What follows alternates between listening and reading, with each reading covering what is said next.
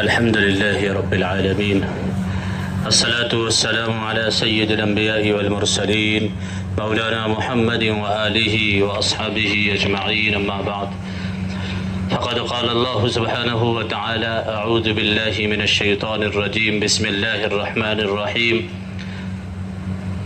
قد أفلح من زكاها وقد خاب من دساها. وقال الله سبحانه وتعالى: لقد من الله على المؤمنين إذ بعث فيهم رسولا منهم يتلو عليهم آياته ويزكيهم ويعلمهم الكتاب والحكمة. وقال النبي صلى الله عليه وسلم: إياكم والحسد فإن الحسد يأكل الحسنات كما تأكل النار والحطب. وقال صلى الله تبارك وسلم: ولا تحاسدوا ولا تباغضوا ولا تدابروا وكونوا مع الله إخوانا. صدق الله العظيم وصدق رسوله النبي الكريم. اللہ تبارک و تعالیٰ نے انسان کی فطرت میں پاکیزگی اور صفائی رکھی ہے، اور صاف صفائی سے رہنا، پاکیزہ رہنا پسند کرتا ہے. مزاج ہوتا ہے انسان کا. بعض لوگ ہوتے ہیں جو گندے رہنا پسند کرتے ہیں، ان کی کوئی گنتی نہیں ہے، ان کی کوئی بات نہیں ہے، لیکن اکثر لوگ صاف صفائی اور پاکیزگی پہ دھیان دیتے ہیں. صفائی ابھیان بھی چلایا جا رہا ہے. تو دنیا کے اندر جو کچھ نظام بنتا ہے وہ ظاہری صفائی کا ہی بنتا ہے. گلیاں صاف کرو، گھر صاف کرو، مکان صاف کرو، شہر صاف کرو، محلے صاف کرو، اور خود انسان اپنے آپ میں سنورتا ہے، اچھے سے اچھا بننا چاہتا ہے. پیسوں کی پرواہ نہیں ہے، پیسے چاہے کتنی خرچ ہو جائے، بیوٹی پارلر اچھا ہونا چاہیے، زینت اچھی سے اچھی ہونا چاہیے. اور یہاں تک کہ آدمی اس زینت کے پیچھے پڑا ہے کہ اب وہ مقابلے میں آ گیا ہے. عورتوں کے مقابلے میں آ گئی اپنی خوبصورتی کو لے کر، مرد مردوں کے مقابلے میں ہے اپنی باڈی کو لے کر، اپنی پرسنالٹی کو لے کر. تو یہ مزاج ہے انسان کا، اور یہ شریعت کی خصوصیت ہے، یہ اسلام کی خصوصیت ہے کہ پاکیزگی کا حکم یہ بھی دیتی ہے. مذہب اسلام بھی پاکیزہ رہنے کا حکم دیتا ہے، پاکیزگی کی مسلسل اس میں تعلیم ہے. لیکن فرق یہ ہے کہ ہم لوگ صرف ظاہری پاکیزگی کو پسند کرتے ہیں، اور اسلام باطنی پاکیزگی پر زور دیتا ہے. اسلام باطنی یعنی دل کے اندر کی پاکیزگی پر زور دیتا ہے اسلام. یہ فرق ہے. اللہ فرماتے ہیں: قد افلح من زکاہا، کامیاب ہو گیا وہ شخص جس نے اپنے دل کو پاک کر لیا. تزکیہ کہتے ہیں قرآن کی اصطلاح میں دلوں کا پاک ہونا کفر و شرک سے، غلط عقائد سے. اللہ فرماتے ہیں: قد افلح من زکاہا، پاک ہو گیا، کامیاب ہو گیا وہ شخص جس نے اپنے دل کو پاک کر لیا. اور اللہ فرماتے ہیں کہ انبیاء علیہم السلام کے بعثت کا مقصد یہ ہوتا تھا کہ وہ دلوں کا تزکیہ کرتے تھے. آیات لقد من اللہ علی المؤمنین اذ بعث فیہم رسولا من انفسہم یتلو علیہم آیاتہ ویزکیہم. جہاں یہ بتایا کہ وہ آیات کو سناتے ہیں، تعلیمات کو دیتے ہیں، کتاب سناتے ہیں، ایک مقصد یہ بتایا کہ دلوں کا تزکیہ بھی کرتے ہیں. کہ دلوں کا تزکیہ کرنا، یہ دلوں کو پاک صاف کرنا، دلوں پر محنت کرنا، یہ انبیاء علیہم السلام کے بعثت کا مقصد ہوتا ہے. اتنا اہم ہے اللہ کے یہاں دلوں کی پاکیزگی، اس لیے کہ جب دل پاک ہو جاتا ہے تو آدمی کی نگاہ بھی پاک ہو جاتی ہے، آدمی کا رہن سہن بدل جاتا ہے، دیکھنے کا زاویہ، سوچنے کا تصور، اور زبان کی گویائی، اور کھانے کمانے کا طریقہ، اور سیاست کرنے کا طریقہ، ہر چیز کے اندر تبدیلی آٹومیٹک آتی ہے جب دل پاک ہو جاتا ہے. اور جب دل پاک نہیں ہوتا تو آدمی کے جسم سے نکلنے والے اعمال بھی پاک نہیں ہوتے. جو دل میں ہوتا ہے وہی نکلتا ہے. پورے جسم کے اعضاء دل کے تابع ہوتے ہیں، دل سردار ہے تمام اعضاء کا. اس لیے انبیاء علیہم السلام دلوں پر محنت کرتے تھے، دلوں کی پاکیزگی پر زور دیتے تھے. دل پاک ہو جائے تو پھر کسی CCTV کیمرے کی ضرورت نہیں ہے، پھر کسی نگرانی کی ضرورت نہیں ہے، پھر کسی کی جاسوسی کرنے کی ضرورت نہیں ہے. دل پاک ہو گیا تو خود بخود انسان گناہوں سے بچتا ہے، بچنے کی کوشش کرتا ہے. اگر دل پاک ہوتا ہے تو آدمی لندن اور پیرس کے عشرت گاہوں میں ہو، عشرت گاہوں مطلب آوارگی کے اڈوں پہ ہو، تو وہاں بھی اپنے دامن کو بچا لیتا ہے. اور اگر دل ناپاک ہو تو آدمی مکہ اور مدینہ کے گلیوں سے بازاروں سے گزرے تو وہاں بھی اس کی آنکھ میلی ہو جاتی، نگاہ بھٹک جاتی. یہ ہے دل کا پاک ہونا. سب سے زیادہ زور باطنی پاکیزگی پر، تزکیے پر دیا ہے انبیاء علیہ السلام نے. نبی پاک صلی اللہ علیہ وسلم دنیا کے اندر تشریف لائے، لوگوں کے دل برے تھے، گندے تھے لوگوں کے دل، اس لیے لوگ طرح طرح کی برائیوں کے اندر مبتلا تھے. تو آپ نے کیا کام کیا؟ آپ نے جا کر شراب اڈوں پہ تالے نہیں ڈلوائے، آپ نے جا کر شراب کو نالیوں میں نہیں پھینکوایا ڈائریکٹ. آپ نے سب سے پہلے جو محنت کی ہے وہ دلوں پر محنت کی ہے، دلوں کی پاکیزگی کی محنت کی ہے، دلوں کو پاکیزہ کیا ہے، دلوں کی صفائی کی ہے. اور جب دل بن گئے صحابہ کرام رضی اللہ عنہم اجمعین کے، پھر دیکھیے گناہ چھوٹنے لگے ان سے. ذرا سا گناہ ہوتا تھا بے چین ہو جاتے تھے. نافقہ حنظلہ فرمایا. یہ پکے سچے ایمان والے ہیں، دلوں کی صفائی ہو گئی ہے، پاکیزگی ہو گئی ہے. اور حضرت حنظلہ رضی اللہ تعالیٰ عنہ کے دل کے اندر ایک بات پیدا ہو گئی کہ حنظلہ تو منافق ہو گیا. دل کے اندر یہ بات آ گئی اور اپنے گھر سے چلاتے ہوئے نکلے، نافقہ حنظلہ، نافقہ حنظلہ، کہ حنظلہ تو منافق ہو گیا. راستے میں حضرت ابوبکر صدیق رضی اللہ عنہ ملے، کہا کہ کیا بات ہے حنظلہ؟ کہا کہ نافقہ حنظلہ، کہ حنظلہ تو منافق ہے. سبحان اللہ، کیا کہہ رہے ہو؟ کہا کہ ہاں، جب ہم نبی پاک صلی اللہ علیہ وسلم کی مجلس میں ہوتے ہیں تو ہمارے دلوں کی کیفیت کچھ اور ہوتی ہے.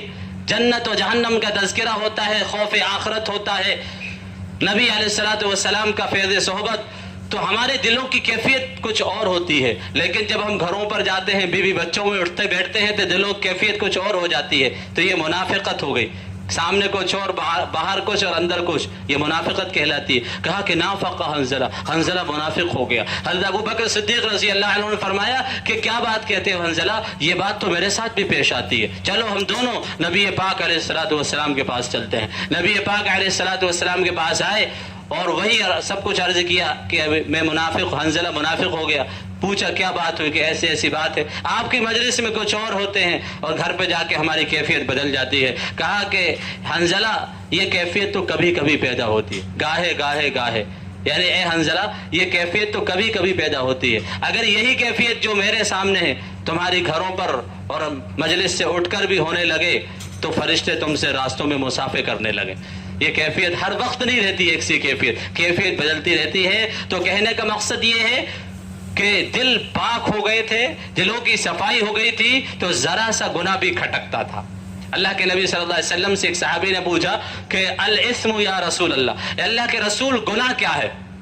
گناہ کی تعریف پوچھی تو اللہ کے نبی صلی اللہ علیہ وسلم نے یہ نہیں فرمایا کہ چوری کرنا گناہ ہے، زنا کرنا گناہ ہے، ڈکیتی گناہ ہے، اور جو ہے ناپ تول میں کمی کرنا گناہ ہے، بلکہ ایک بہت مختصر اور جامع جواب ارشاد فرمایا ماہا کا فی صدر کا، جو تیرے دل کے اندر کھٹکے وہ گناہ ہے. جو تیرے دل کے اندر کھٹکے، کوئی بات دل کے اندر کھٹک پیدا کر دے وہ گناہ ہے. کھلم کھلا نہیں کر سکتا اس بات کو، سر عام نہیں کر سکتا، تو وہ سمجھ لو تیرے دل کے اندر کھٹک پیدا ہو گئی وہ گناہ ہے.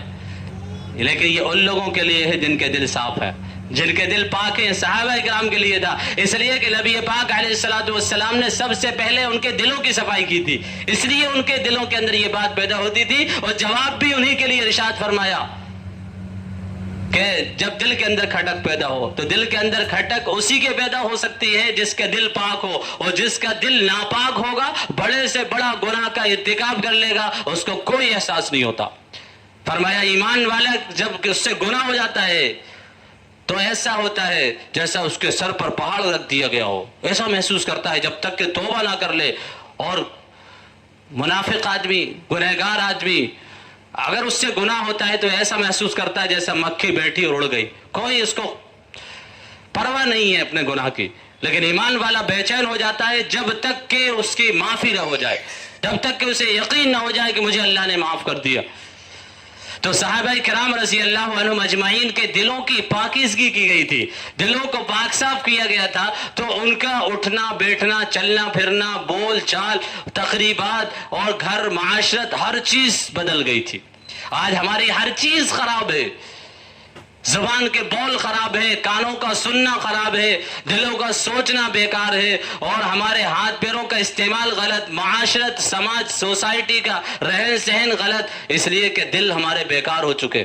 ظاہری ہم صفائی کتنی کر لیں اس میں کوئی شک نہیں ہے. اللہ کے نبی صلی اللہ علیہ وسلم نے فرمایا الطہور شطر الایمان، کہ پاکی آدھا ایمان ہے، پاکی آدھا ایمان ہے. پاکیزگی چاہے ظاہری ہو یا باطنی دونوں کا مطالبہ ہے، اور دونوں اپنی جگہ نبی پاک علیہ الصلوۃ والسلام کی تعلیمات ہیں، لیکن زیادہ زور پاکیزگی پر ہے، باطنی پاکیزگی پر ہے. کیونکہ ظاہری پاکیزگی تو آدمی خود بھی کرنا چاہتا ہے، اور ہم میں اور غیروں میں یہی فرق ہے کہ ان کے یہاں باطنی پاکیزگی کا کوئی تصور نہیں. ان کے یہاں یہ تو اسلام کی خصوصیت ہے کہ یہاں باطنی یعنی دلوں کی پاکیزگی کا تصور کیا، بلکہ نبیوں کی بعثت کا مقصد بتایا کہ وہ دلوں کو پاک کرتے ہیں، اور کامیابی بتائی جس کے دل پاک ہو گئے ہوں. ایک صحابی حضرت معاذ بن مالک رضی اللہ تعالیٰ، مسلم شریف کی روایت ہے، بڑے صحابی اللہ والے ہیں، اور صحابی تو سب بڑے ہی ہوتے ہیں، چنندہ ہوتے ہیں، تمام انسانوں میں چنے جاتے ہیں جن کے دل ابرہا قلوبا، جن کے دل سب سے زیادہ پاکیزہ ہوتے تھے، وَأَعْمَقَهَا عِلْمًا، اور جن کا علم سب سے زیادہ گہرا ہوتا تھا، وَأَقَلَّهَا تَكَلُّفًا، اور جو تکلف میں سب سے کم ہوتے تھے. یہ صحابیوں کی صفت ہے صحابہ کی. تو حضرت معاذ بن مالک رضی اللہ تعالیٰ بڑے صحابی ہیں، وہ بھی ان سے گناہ ہو گیا ان سے، بے چین ہو گئے. وہاں گناہ ہوتا تھا بے چین ہو جاتے تھے، کیونکہ دل صاف تھے، پاک تھے، آئینہ تھا دل، آئینہ. جب دل آئینہ ہوتا ہے تو ذرا سی چیز بھی دکھ جاتی ہے، اور پورا آئینہ ہی اگر خراب ہو جائے تو پھر کچھ نہیں دکھتا اس میں. دل آئینہ تھا ان کا. ایک گناہ ہو گیا، اللہ کے نبی صلی اللہ علیہ وسلم کی مجلس میں آ گئے اور کہا طاہرنی یا رسول اللہ، اے اللہ کے رسول مجھے پاک کر دیجئے، طاہرنی یا رسول اللہ. اللہ کے نبی صلی اللہ علیہ وسلم نے سوچا کوئی گناہ ہو گیا، اور کہا کہ ویحک استغفر فاستغفر وتب، ارجع، لوٹ جا یہاں سے، توبہ کر، استغفار کر جا کر. لیکن چین نہیں آئے، چلے تو گئے، پھر تھوڑے دور چلے واپس آ گئے، کہنے لگے طاہرنی یا رسول اللہ، اے اللہ کے رسول مجھے پاک کر دیجئے. پھر اللہ کے نبی نے وہی ارشاد فرمایا ویحک ارجع فاستغفر وتب، کہ تیرا ناس ہو جائے. یعنی ایک محاورہ تھا، یہ کوئی بد دعا کے طور پر نہیں کہا جاتا تھا، وہاں کے ایک محاورہ تھا، محبت میں کہا جاتا تھا. ویحک جا، واپس چلا جا، ارجع فاستغفر، اور معافی مانگ اللہ سے، اور وتب، و توبہ کر. دوسری مرتبہ ہو گیا، تیسری مرتبہ، چوتھی مرتبہ پھر آ گئے، تینوں مرتبہ یہی ہو، چوتھی مرتبہ پھر آئے. اللہ کے نبی علیہ الصلوۃ والسلام نے فرمایا کہ کیا گناہ ہو گیا تجھ سے؟ کہا کہ زنیت، مجھ سے زنا کا ارتکاب ہو گیا. اوہو. اللہ کے نبی علیہ الصلوۃ والسلام نے فرمایا صحابہ سے، ایک صحابی سے، کہ ابھی ہی مجنون، کیا اسے کوئی ابھی ہی جنون، کیا اسے کوئی جنون ہے؟ صحابہ نے کہا یا رسول اللہ اسے کوئی جنون نہیں ہے. کہا کہ کیا یہ نشے میں ہے؟ ایک صحابی گئے اٹھ کر، خوشبو، اس کے منہ کی بدبو سونگھنا چاہیے، اور آ کر کہا یا رسول اللہ اس نے کوئی نشہ بھی نہیں کیا. کہا کہ یہ سچ کہہ رہا ہے، اس کو رجم کیا. ابھی تک روئے زمین پر کوئی رجم نہیں ہوا. سنگسار کرنا اس کو رجم کہتے ہیں، جو زنا کی حد ہے کہ سنگسار کر دیا جائے، پتھر مار مار کر اس کو ختم کر دیا جائے، اس کو کہتے ہیں سنگسار کرنا. ابھی تک روئے زمین پر کوئی رجم نہیں ہوا تھا. یہ اسلام کا سب سے پہلا رجم تھا. رجم، را جیم میم، سنگسار جیسے ہندی میں اردو میں کہتے ہیں، سنگسار کرنا. ان کو جو ہے سنگسار کیا گیا، اور ان کو سزا دی گئی، حد جاری ہوئی. اس کے بعد اللہ کے نبی صلی اللہ علیہ وسلم صحابہ کی مجلس میں آئے اور کہا کہ اپنے بھائی معاذ بن مالک کے لیے استغفار کرو. اس نے بہت اچھی توبہ کی، اس نے ایسی توبہ کی ہے اگر اس کی توبہ کو امت کے درمیان تقسیم کیا جائے تو سب کے لیے کافی ہو جائے. ایسی توبہ کی ہے اس نے. تو یہ تھا ان کا ایمان، یہ تھی ان کی دلوں کی صفائی کہ چین نہیں آیا جب تک کہ حد جاری نہ کروا لی. حالانکہ یہ ایسا گناہ کیا تھا، نہ بتاتے تو کیا پتہ چل رہا تھا؟ چھپا سکتے تھے، لیکن پاک ہونا ضروری ہے. دل پاک صاف ہو کر اللہ کے سامنے جانا چاہتے ہیں. الا من اتى اللہ بقلب سلیم. اللہ فرماتے ہیں ہمارے پاس آؤ تو قلب سلیم لے کر آنا، پاک صاف دل لے کر آنا. ہمارے یہاں گندا دل چلنے والا نہیں ہے، پاک صاف دل کے ساتھ آؤ. تو صحابہ چاہتے تھے ہم دنیا سے پاک ہو کر جائیں گناہوں سے، ہمارے اوپر کوئی گناہوں کا دھبا نہ ہو. اور یہی ہوا. اللہ نے ارشاد فرمایا رضی اللہ عنہم ورضوا عنہ. صحابہ سب کے سب پاک ہے، اللہ تعالیٰ ان سے راضی ہے سب کے سب سے، اور اللہ ان سے راضی ہے. اسی طرح ایک واقعہ پیش آیا. قبیلہ غامد کی ایک عورت نبی پاک علیہ الصلوۃ والسلام کے پاس آئی. یہ اس کے بعد کا قصہ ہوا. اور وہ بھی آ کر کہتی ہے طاہرنی یا رسول اللہ، اے اللہ کا رسول مجھے پاک کر دیجیے. ایک عورت ذات کہہ رہی ہے اللہ کے نبی کے پاس. کچھ پتہ نہیں اللہ کے نبی کو اس کے گناہ کے بارے میں، کوئی خبر نہیں ہے، لیکن وہ خود سے آ رہی ہے اور کہہ رہی ہے طاہرنی یا رسول اللہ، اے اللہ کے رسول مجھے پاک کر دیجئے. اللہ کے نبی علیہ الصلوۃ والسلام نے چہرہ پھیر لیا، پھر سامنے آ جاتی ہے، کہتی ہے یا رسول اللہ مجھے پاک کر دیجئے. پھر کہتی ہے اے اللہ کے رسول شاید آپ میرے ساتھ معاذ بن مالک کے جیسا معاملہ کر رہے کہ ان کو آپ نے بار بار واپس کیا تھا. ہاں. پھر کہا اس نے کہ اللہ کے رسول مجھ سے کیا ہو گیا تجھے؟ کہا کہ مجھ سے زنا کا ارتکاب ہو گیا اور میں حاملہ بھی ہو گئی ہوں. کہا کہ تو حاملہ بھی ہو گئی تو جا، جب وضع حمل ہو جائے، جب بچہ پیدا ہو جائے پھر آنا. اب 9 مہینے کا عرصہ ہے، ارادے میں کوئی چینجنگ نہیں ہے، کوئی پلاننگ نہیں کی. کتنے وکیل بدل لیتے ہم لوگ، کتنی صلاح لے لیتے کتنے وکیلوں سے، کتنا پیسہ خرچ کر دیتے، لیکن وہاں ارادے میں ذرہ برابر بھی تبدیلی نہیں آئی 9 مہینے کے اندر. اور اس کا وہی ارادہ ہے کہ مجھے پاک ہونا ہے دنیا کے اندر. اور پھر بچہ گود میں لے کر نبی پاک علیہ الصلوۃ والسلام کے پاس آتی ہے ولادت ہو چکنے کے بعد، اور کہتی ہے طاہرنی یا رسول اللہ، اے اللہ کے رسول مجھے پاک کر دیجئے. اللہ کے نبی صلی اللہ علیہ وسلم فرماتے ہیں کہ جا ابھی اسے دودھ پلا. اب دودھ پلانے کی مدت کتنی ہے؟ 2 سال.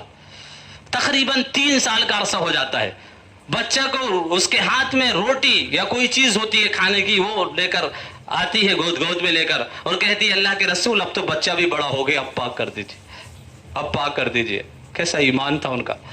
چین نہیں آیا اس عورت ذات کو جب تک کہ وہ پاک نہیں ہو گئی. کہتی ہے اللہ کے رسول اب تو بچہ بھی بڑا ہو گیا، کھانے لگا ہے. اللہ کے نبی صلی اللہ علیہ وسلم نے ایک صحابی سے فرمایا کہ اس بچے کو لو، اس کی کفالت کرو.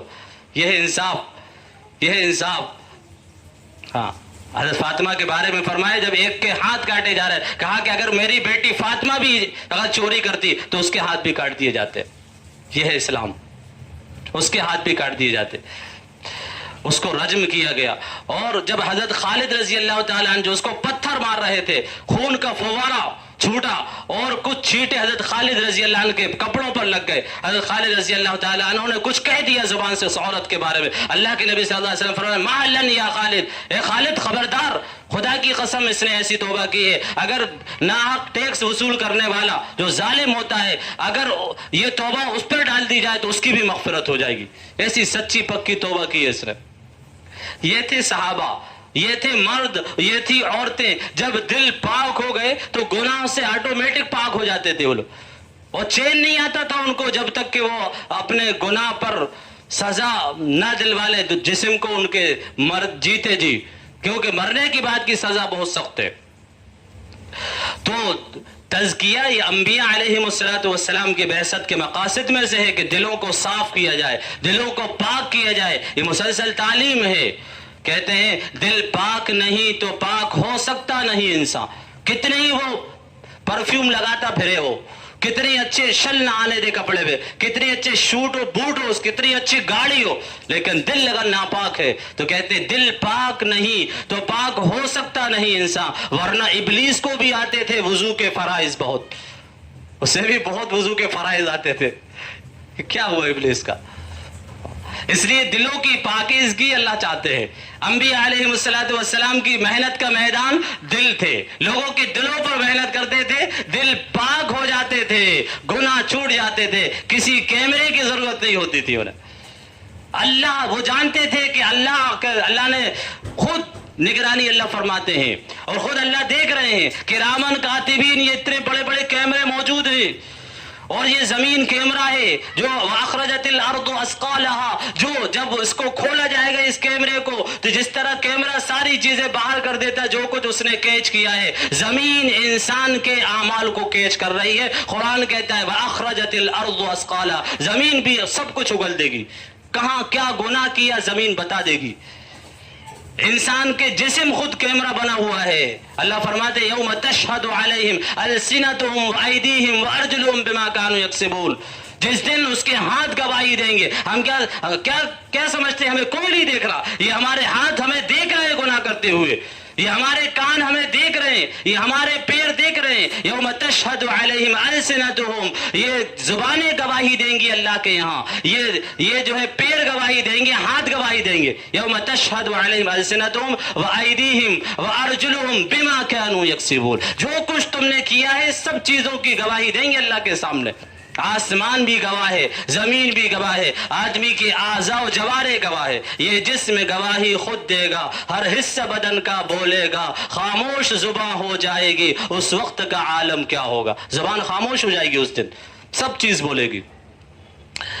یہ یقین ہونا چاہیے، جب دل پاک ہو جاتا ہے تو پھر آدمی گناہوں سے بچ جاتا ہے۔ صحابہ کرام کے دل پاک ہو گئے تھے، اور دلوں کی پاکیزگی کسے کہتے ہیں؟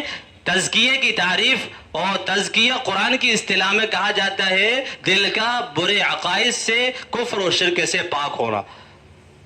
اور کچھ دل کے امراض ہوتے ہیں، کچھ دل کی بیماریاں ہوتی ہیں، جس طرح کوئی وائرس ہو آدمی اپنے آپ کو بچاتا ہے، کچھ دل کی بیماریاں بھی ہیں۔ ہم چاہتے ہیں کہ ہمارا دل پاک صاف رہے، تو ہمیں اب کچھ جو دل کی بیماریاں ہیں ان کی بہت نگہداشت کی ضرورت ہے، بہت نگرانی کی ضرورت ہے۔ دل کی بیماریاں، فرمایا دل کی بیماریاں حسد ہے، بغض ہے، کینہ ہے، چغل خوری اور یہ غیبت، یہ چیزیں کینہ دل کے اندر کی بیماریاں ہیں۔ دل کی بیماری، چغل خوری تو زبان کی بیماری ہے، اس کے علاوہ یہ بیماریاں دل کی ہے، اتنی خطرناک بیماریاں ہیں۔ اللہ کے نبی صلی اللہ علیہ وسلم فرمایا ایاکم والحسد، حسد سے بچو، فإن الحسد یأکل الحسنات، اس لیے کہ حسد نیکیوں کو کھا جاتا ہے۔ حسد کسے کہتے ہیں؟ کسی کو دیکھ کر جلنا کہ یہ نعمت اس کو کیوں مل گئی، مجھے کیوں نہیں ملی، یہ نعمت مجھے مل جائے، اس کے پاس سے چلی جائے اور مجھے مل جائے۔ اللہ کی تقسیم پر اعتراض ہے اس کو، اللہ کی تقسیم سے شکایت ہے اس کو۔ اللہ تبارک و تعالیٰ کے اتنا بڑا جرم ہے کہ حرام کے درجے میں ہے وہ۔ فرمایا کہ نیکیوں کو کھا جاتا ہے حسد، ان الحسد یاکل الحسنات کما تاکل النار الحطب، جس طرح آگ لکڑیوں کو کھا جاتی ہے اس طرح حسد نیکیوں کو کھا جاتا ہے۔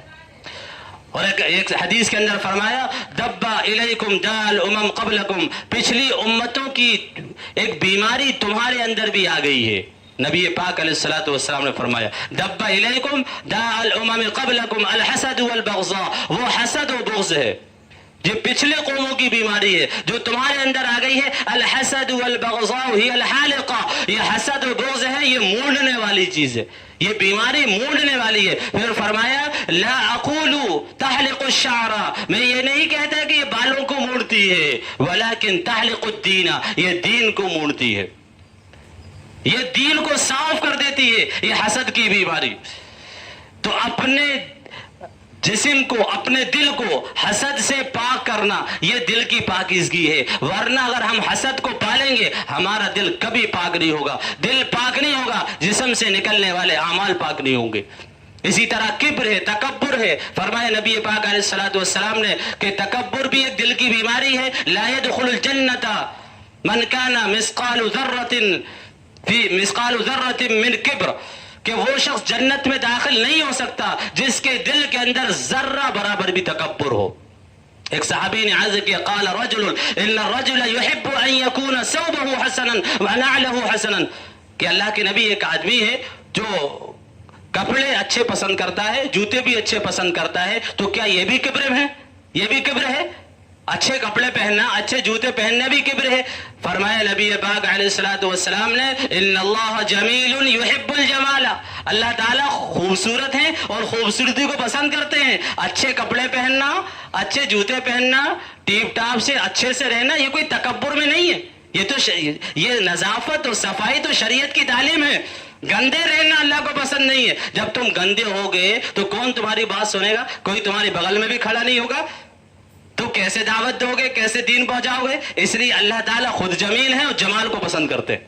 ان اللہ جمیل یحب الجمال، فرمایا اچھے کپڑے پہننا، اچھے جوتے پہننا یہ تکبر میں نہیں ہے. اللہ تعالیٰ خود جمیل ہیں، خوبصورت ہیں اور خوبصورتی کو پسند کرتے ہیں. پھر فرمایا بتائیں تمہیں تکبر کسے کہتے ہیں؟ قال بطر الحق وغمط الناس، تکبر یہ کہ حق سے منہ موڑنا، حق کے مقابلے میں اترانا. کوئی بات حق ہے، سچ ہے، قرآن میں آ گئی، حدیث میں آ گئی، معتبر علماء کرام نے اس کی تصدیق کر دی، یہ حق بات ہے، اس کے بعد بھی تکبر سے نہیں مان رہا، اس کے بعد بھی اس کو نہیں مان رہا، میں نہیں مانتا. کیوں نہیں مانتے؟ اس لیے کہ تکبر ہے، حق سے منہ موڑنا اصل تکبر ہے. اور فرمایا لوگوں کو حقیر سمجھنا یہ تکبر ہے. بطر الناس، لوگوں کو حقیر سمجھنا یہ تکبر ہے. تو یہ حسد کی بیماری، تکبر کی بیماری، یہ دل کی بیماریاں ہیں، ان سے بچنا چاہیے. اسی طرح دل کو پاکیزہ رکھنے کے لیے کچھ بیماریاں ہیں، کچھ باہر کی چیزیں ہیں جو دل کو ناپاک کرتی ہیں، ان سے اپنے آپ کو دل کو بچانا ہے. جس میں ایک بد نظری ہے. جب آدمی بد نظری کرتا ہے، جو آنکھوں سے دیکھتا ہے تو وہ دل کے اندر اثر کرتا ہے. فرمایا کہ جو آنکھوں سے دیکھتا ہے اس کا اچھا یا برا اثر دل پر ضرور پڑتا ہے. یہ بھی قرآن کی تعلیم ہے کہ اپنی آنکھوں کی حفاظت کرو. قل للمؤمنین یغضوا من ابصارہم، اے ایمان والے مردوں تم اپنی آنکھوں کو جھکا کر رکھو، آنکھوں کو جھکا کر رکھو. یہ تمہاری نظروں کا دل کا علاج ہوگا. آنکھوں کو جھکاؤ گے، نظر صحیح جائے گی، صحیح دیکھے گی، تمہارا دل صحیح ہوگا. ورنہ جو کچھ آدمی دیکھتا ہے اس کا اچھا یا برا اثر دل پر ضرور پڑتا ہے، ضرور پڑتا ہے، جو کچھ بھی آدمی دیکھتا ہے. اب ہم دیکھیں کہ بے حیائی کا بول بالا ہے، بے حیائی چاروں طرف ہے، ننگا پن چاروں طرف ہمیں نظر آئے گا. جہاں نظر ڈالو بے حیائی کی چیز دکھے گی. موبائل کھولو بے حیائی ہے. کہاں تک ہم اپنی نظروں کو بچائیں گے؟ اور اس کا اثر دل پر لازمی طور پر پڑتا ہے، دل اس سے گندا ہوتا ہے. اس لیے بد نظری سے اپنی حفاظت کرنا حتی امکان چاہیے. ہم بد نظری کہیں ہو رہی ہو یا کہیں بے حیائی کے مناظر ہو، ہم اپنی نظروں کو جھکا لیں. فرمایا اے علی پہلی نظر معاف ہے، دوسری نظر معاف نہیں ہے. صوفیوں کے امام حضرت علی رضی اللہ عنہ سے فرمایا نبی پاک علیہ الصلوۃ والسلام نے کہ پہلی نظر معاف ہے، دوسری معاف نہیں ہے. بے حیائی ہے، ہم جہاں جائیں گے ہمیں بے حیائی کے مناظر دکھیں گے، لیکن پہلی نظر معاف ہے، دوسری معاف نہیں ہے. فرمایا کہ پہلی تیری اچانک کی ہوگی، دوسری جان بوجھ کر ہوگی. اس لیے اپنی نظروں کی حفاظت کریں، نظروں کی حفاظت سے دل پاک رہتا ہے. اللہ تبارک و تعالی ہمیں دل کی پاکیزگی نصیب فرمائے. وآخر دعوانا الحمدللہ رب العالمین.